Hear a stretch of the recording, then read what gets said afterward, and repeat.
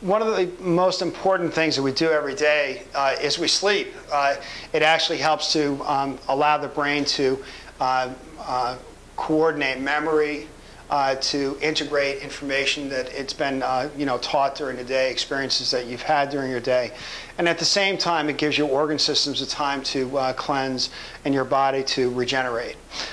With sleep, though, we're laying there for 7 to 8 hours on average, sleeping, which is 1/3 of the day, and holding certain postures is actually unhealthy for the body. So we're going to have Becky show us what the wrong way to sleep is, which is to lay on your stomach. So if you lay on your stomach, Becky, and we'll show everybody why that's important. So as Becky lays on her side here, or on her stomach here, with her head turned, her head is going to stay turned for a number of hours at a time. Just imagine if you were to walk around with your head turned in one direction for a number of hours, how uncomfortable that would be. Overstretching of muscles occurs in these regions, and literally compression of the openings where the nerves come out occurs as well.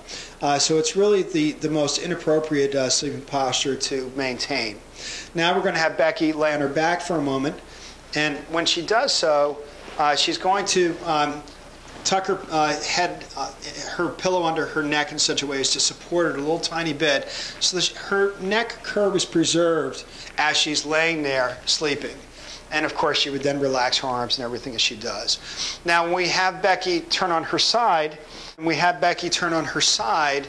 she's going to lay on her side in such a way as to avoid torquing her pelvis.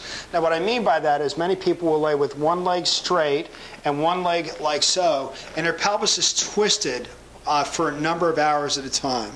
You want to have her so that her head is on the pillow, her neck is supported by the pillow so that the neck area actually is pushed upward by a piece of the pillow coming up to meet it. And the legs are superimposed. Now, the legs can be superimposed where one knee is over the other, and she has her hips slightly contracted as she has her legs slightly bent.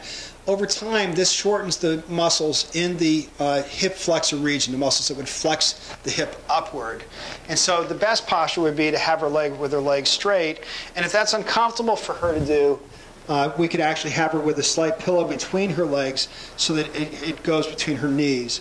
And this is really the best posture to maintain as you're laying there. And again, you want to maintain a posture where, just like the way that you stand is the way that you sit, is then also the way that you lay. So that you're laying symmetrically, you're keeping as much of the spinal curvature as intact as possible as you lay there and have restful sleep.